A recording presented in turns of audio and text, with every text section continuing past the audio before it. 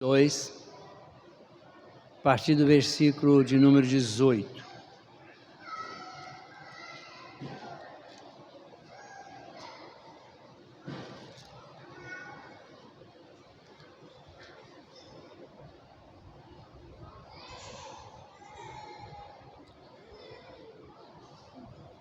Nós estamos encerrando os momentos mais belos da criação, encerrando o capítulo 2.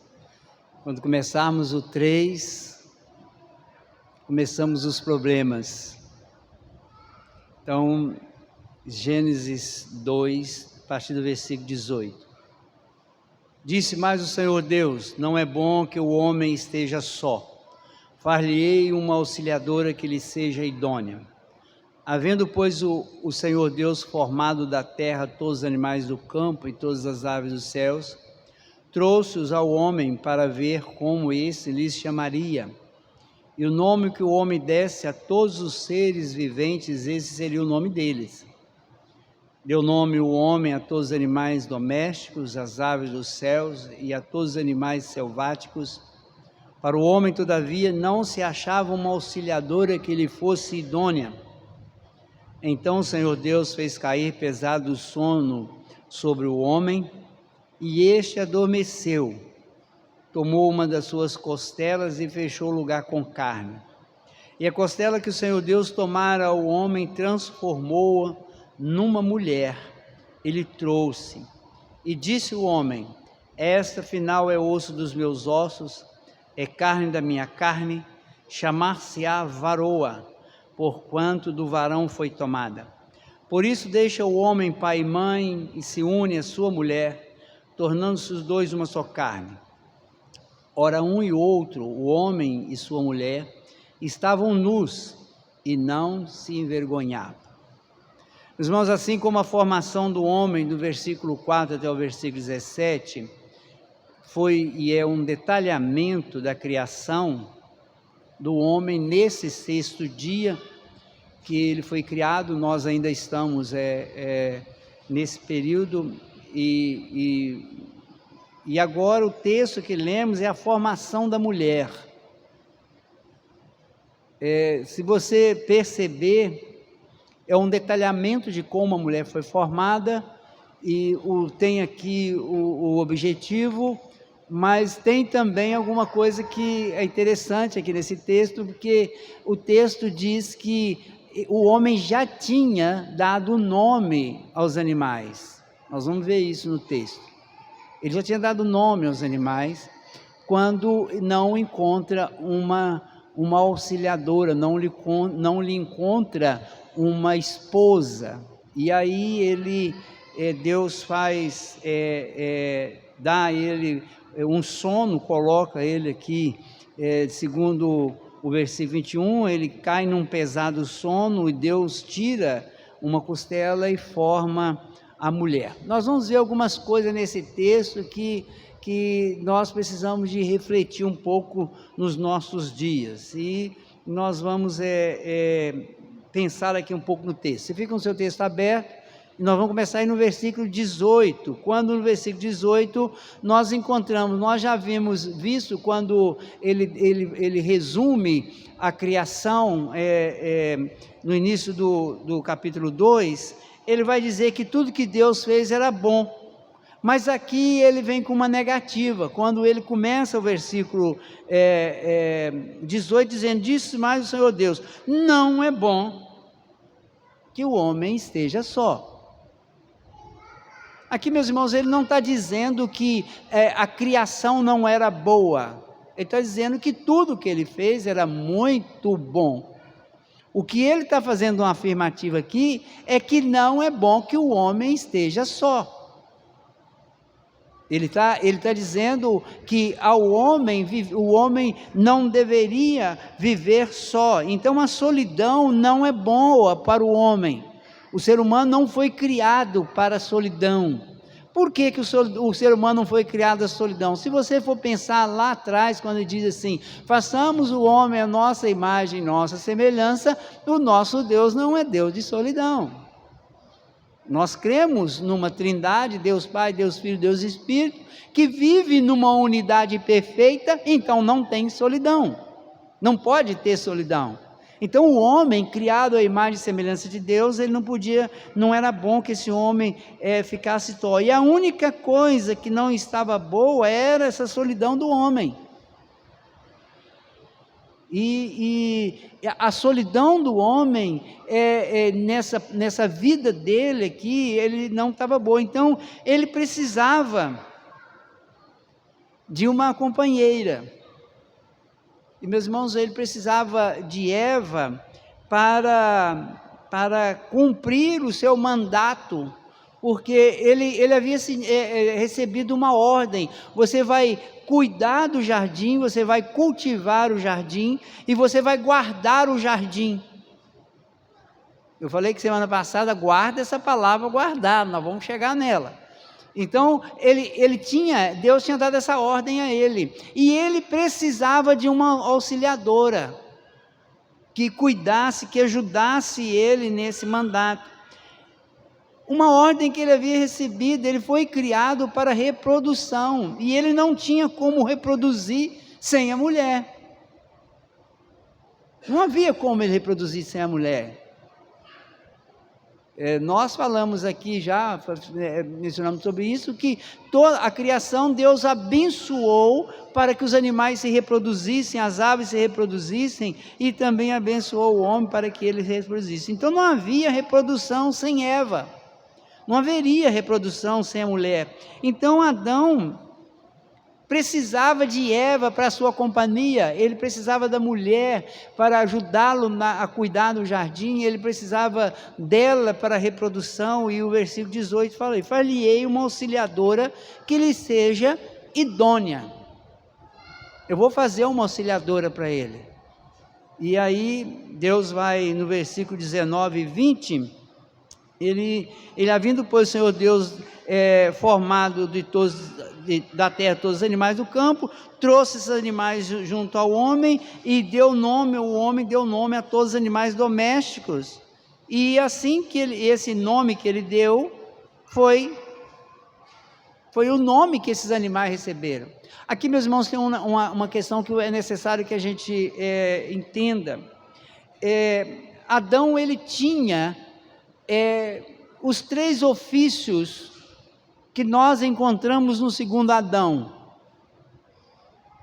Adão, ele foi colocado lá com o ofício de rei, qual ele não era, nós não encontramos essa palavra aqui, mas Adão, ele tinha essa autoridade de administrar, reinar sobre o jardim, ele dominava. O texto diz que ele deu nome, e o versículo 19, para ver como esse lhes chamaria, e o nome que o homem desse a todos os seres viventes seria o nome deles.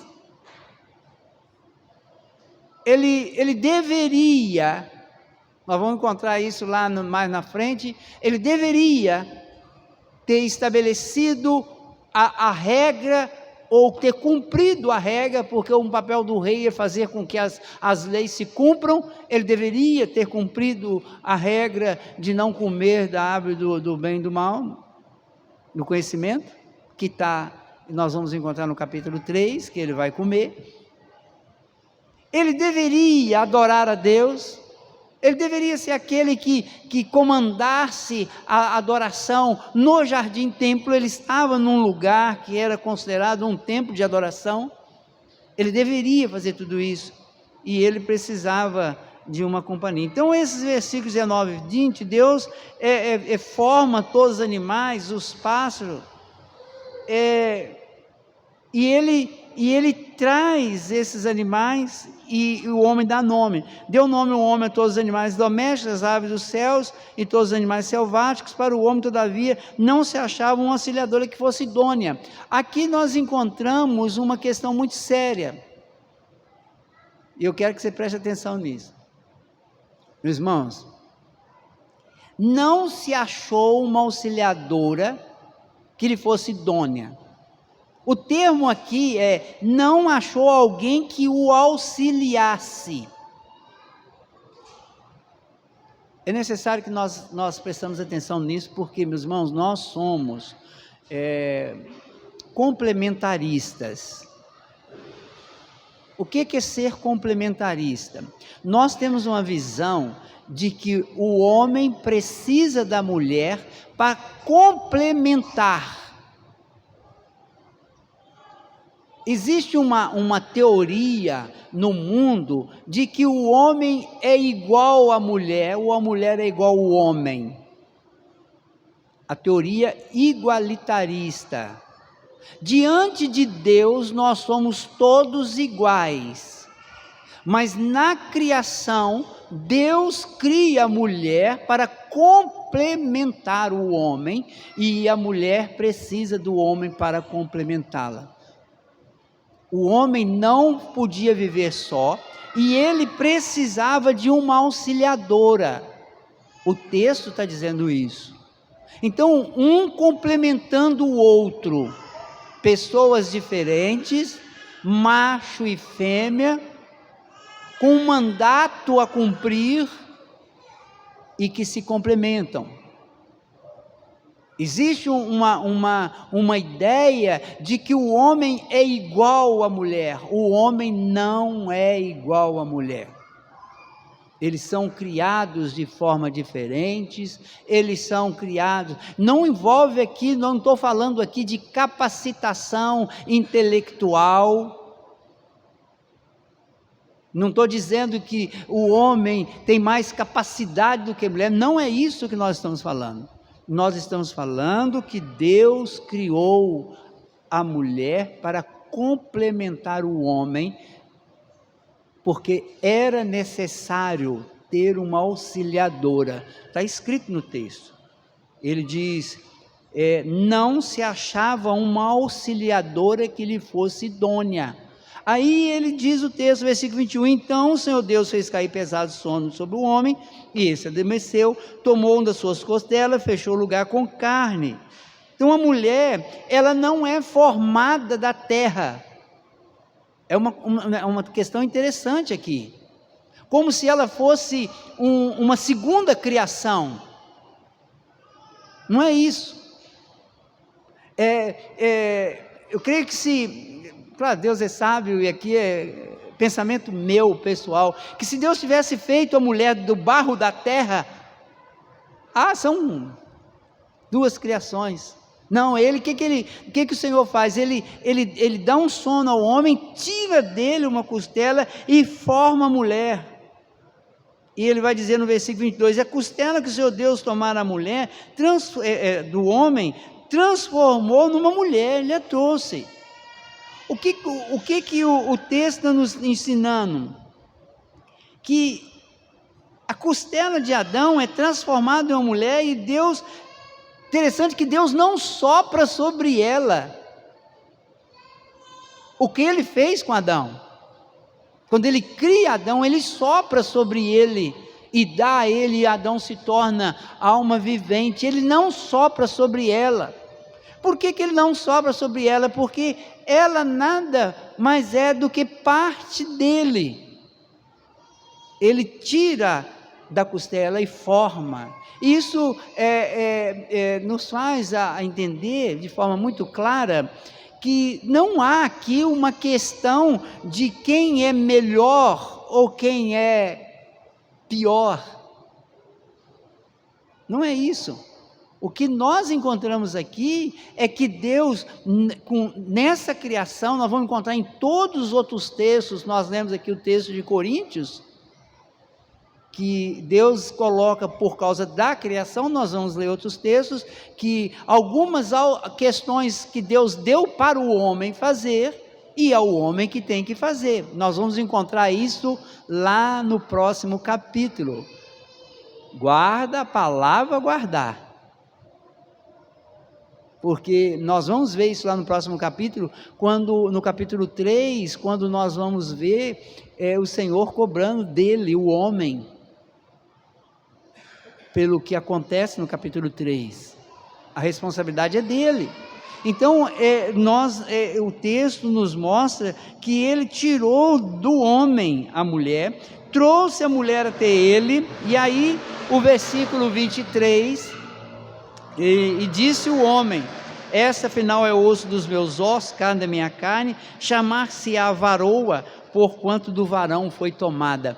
Meus irmãos, aqui é a primeira vez que o homem canta. O homem havia dado nome aos animais, e ele canta. Isso aqui é um cântico. Ele canta quando ele vê a mulher que Deus traz para ele. Ele se encanta com aquilo que Deus deu a ele de presente. Deus traz a mulher para ele e ele fica encantado. E ele vai fazer a afirmativa que nós acabamos de falar aqui: essa afinal é osso dos meus ossos. Ela chamar-se-á varoa, porque do varão foi tomada. Aqui nós encontramos Adão, ele vai cantar para receber a sua mulher, ele chama ela de varoa, porque foi tirada dele, ele entende isso, e ele a recebe. E nós vamos encontrar no versículo 24, por isso deixa o homem pai e mãe. Meus irmãos, Adão não tinha pai e mãe. O que o Senhor está estabelecendo aqui é toda uma regra para toda a sociedade futura, para todos os descendentes. O homem vai deixar pai e mãe, vai se unir à sua mulher, tornando-se os dois uma só carne. Algumas pessoas se enganam com esse texto, achando que uma vez que o homem se une à mulher, é como se eles se fundissem. Não é isso, meus irmãos. Ninguém deixa de ser uma pessoa e se torna fundido um no outro. O que o texto está nos ensinando é que a partir daqui o homem ele vai ter uma relação de unidade, ele vai ter uma relação de união com a sua mulher, ele vai constituir a sua família, é uma ordem. Então o casamento que esse texto coloca para nós não é algo que vem após o capítulo 3 no pecado, como alguns dizem que o casamento ele foi instituído para que o homem não cometesse pecado. Isso é uma teoria que existe por aí, que na verdade, meus irmãos, não é condizente com a palavra. O que o texto está dizendo é que Deus criou o homem, cria a mulher, e diz de forma clara que ele vai deixar o pai e a mãe e vai formar a sua família, quando ele vai se unir a essa mulher e vai se tornar uma só carne com ela. Aqui nesse ato é que nós vamos refletir aquilo que Deus é. Deus, nós cremos, Deus Pai, Deus Filho, Deus Espírito, três pessoas que formam um único Deus, e a melhor forma que você tem de entender isso é você pensar em três pessoas que têm uma unidade tão perfeita, que elas se tornam um, e o casamento é isso, são duas pessoas que passam a ter uma comunhão, que passam a ter uma unidade, e que vivem juntos. E aí o texto vai encerrar dizendo no versículo 25, não se envergonhava, ele diz, ora, um e outro, o homem e sua mulher, interessante que aqui ele não diz que o homem e a mulher, ele diz o homem e sua mulher, ele não diz o homem e suas mulheres, está no singular. Se você lembrar do texto, quando Jesus foi questionado sobre o divórcio, ele cita esse texto. Ele fala o seguinte, olha, desde o início não era assim. Meus irmãos, nós vamos encontrar poligamia na Bíblia. A Bíblia não de forma alguma, a Bíblia não defende a poligamia. O que a Bíblia estabelece é um homem com a sua mulher, é o que está escrito. O homem e sua mulher estavam nus, e não se envergonhavam. O que significa isso aqui? Eles estavam nus, não se envergonhavam. Eles não se envergonhavam, meus irmãos, porque na verdade eles tinham respeito um pelo outro. Eles se respeitavam. Eles tinham confiança um no outro. Eles tinham sinceridade um com o outro. Eles tinham companheirismo. Por isso está aqui no texto que eles não se envergonhavam, eles não tinham problemas. E nós vamos encontrar no capítulo 3 exatamente a quebra disso. Quando Deus vai cobrar do homem o pecado, ele diz: foi a mulher que o Senhor me deu. Aí ele vai falar com a mulher: foi a serpente que o Senhor criou. E aí começa o problema. Então aqui nós encontramos a instituição do casamento, a formação dessa mulher, ela como auxiliadora dele, os dois vivendo de forma que eles tinham companheirismo, eles tinham unidade, eles tinham comunhão, eles tinham confiança no outro, eles viviam juntos, eles tinham prazer de estar juntos. Este é o casamento antes do capítulo 3 de Gênesis.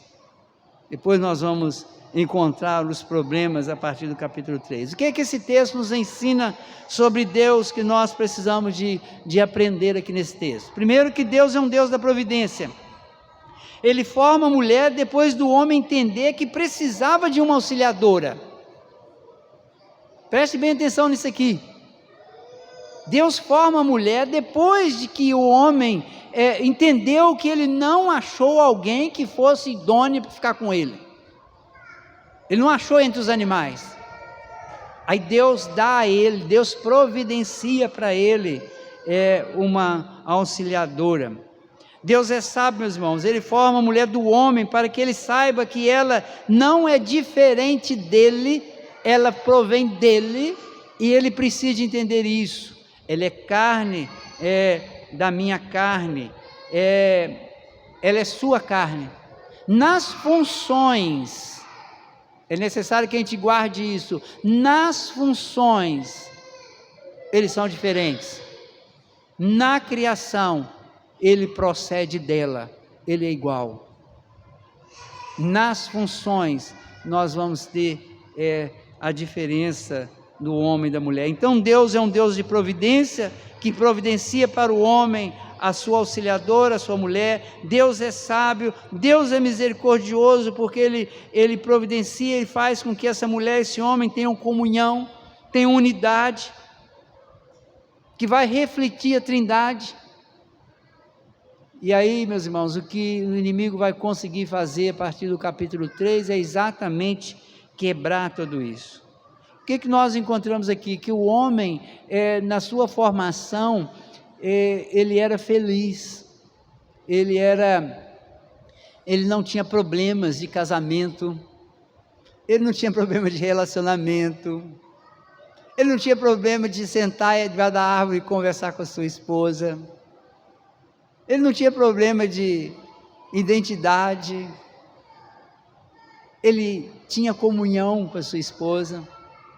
E aí, meus irmãos, nós vamos ver que isso é quebrado a partir do pecado, e todos os problemas que nós encontramos hoje nas nossas relações de casamento são problemas por causa da dureza do nosso coração, diz o Senhor Jesus, lá no final quando ele foi questionado em Mateus, em função dos nossos pecados que nós temos esses problemas. E aí nós entendemos que somente o homem nascido de novo, criado de novo, ou nascido por obra do Espírito Santo, é que pode realmente ter restauração dessa relação. É necessário que o homem nasça de novo, e somente o homem que tem essa restauração de comunhão com o Senhor, esse, além de poder viver num casamento diferente, ele também vai viver com o Senhor. Aqueles que não têm Cristo, aquele que não tem novo nascimento, esses vão viver pelejando, meus irmãos, lutando, e o que é pior, ainda vão ter condenação eterna. Então o texto nos mostra que nós, para podermos retornar, ou pelo menos tentar viver aquilo que o Deus criou aqui, é necessário que a gente tenha um novo nascimento em Cristo Jesus. O que fazer com esse texto? Meus irmãos, algumas coisas práticas que nós precisamos de colocar em prática, realmente entender esse texto e aplicar na vida. Primeiro, quem decidiu a ordem da criação foi o Criador. Coloque isso na sua cabeça. Não tem como mudar isso. Foi Deus que criou assim. Se você é homem, você é homem. Você nasceu homem. Você é homem. Se você é mulher, você é mulher. Deus decidiu assim. O maior erro nosso é tentar mudar a ordem da criação. A sociedade tenta isso por todos os meios, só que não consegue, porque a ordem da criação não tem como ser mudada. A ordem da criação funciona. Viu Deus que era muito bom. O que prejudica a ordem da criação é a estratégia de Satanás querendo fazer a mudança e incutindo na nossa cabeça que nós precisamos de mudar aquilo que Deus criou. Como se nós fôssemos resolver o problema da humanidade mudando a criação, porque o erro, o problema foi Deus. Deus criou errado. Meus irmãos, não é assim. Então nós precisamos de forma prática. Quem decidiu a ordem da criação foi o Criador. A ordem da criação funciona. Se Deus estabeleceu critérios de liderança, se Deus estabeleceu funções distintas, só funciona se essas funções forem colocadas em prática. Se não for colocado em prática, não vai funcionar. Ninguém será mais feliz tentando fazer melhor do que Deus. Põe isso na sua cabeça. O mundo vive em busca da felicidade. Eu vou separar do meu marido, eu vou separar da minha mulher porque não sou feliz. Você não é feliz, não é porque por causa do seu marido ou por causa da sua mulher. Você não é feliz porque você não aplica o que a palavra de Deus estabelece. Não adianta você trocar de marido, não adianta você trocar de mulher. O que você precisa é mudar a sua concepção, sua maneira de ver as coisas. Não adianta trocar. E, como diz o ditado popular, né, às vezes você troca e pega uma pior, ou pega um pior. Então nós precisamos de colocar isso no nosso coração, de que ninguém será mais feliz tentando fazer melhor do que Deus. O que é fazer melhor do que Deus? Eu vou mudar o que Deus criou, e assim eu vou consertar aquilo que Deus fez e que não está bom. Em quarto lugar, entenda que nós devemos, um complementa o outro. O homem precisa da mulher para se complementar, e a mulher precisa do homem para se complementar. O que é essa palavra complementar? É aumentar, é completar. Como que o homem poderia viver em comunhão ou experimentar comunhão se ele não tivesse uma mulher? Como que a mulher pode exercitar a comunhão, a unidade, se ela não tem um homem para fazer isso? Então nós precisamos de entender que para haver uma complementação, precisamos de ter uma auxiliadora, e a mulher precisa de ter o seu marido. Em quinto lugar, de forma prática para nós hoje, busque intensamente ser quem Deus te criou. Queira ser o que Deus te criou. Procure isso. Não tente ser o que Deus não fez de você. Se você é mulher, seja mulher. Se você é homem, seja homem. Não tente ser outro, pois não dará certo. Não dá certo você querer ser aquilo que Deus não te criou. Então, busque intensamente isso. Eu conto uma história de que um dia eu cheguei num caso, uma mulher chegou perto de mim e disse: eu queria que você fosse lá em casa para a gente conversar, porque eu estou tendo alguns problemas no casamento. Aí eu virei para ela e falei assim: o problema é que você ainda não entendeu que você é mulher. Ela tomou um choque tão grande e passou uns tempos, eu fui almoçar na casa dela e tratamos do assunto. E aí ela veio dizer, falou assim: realmente eu não entendi que eu casei para ser mulher. Irmãos, é muito difícil isso na sociedade de hoje, muito difícil. A sociedade hoje, ela quer mudar aquilo que Deus criou. Nós somos criacionistas, nós cremos que Deus criou todas as coisas, nós somos complementaristas, nós não somos igualitaristas. Nós cremos que na criação que Deus criou, o homem e a mulher se complementam, eles precisam um do outro para se complementar.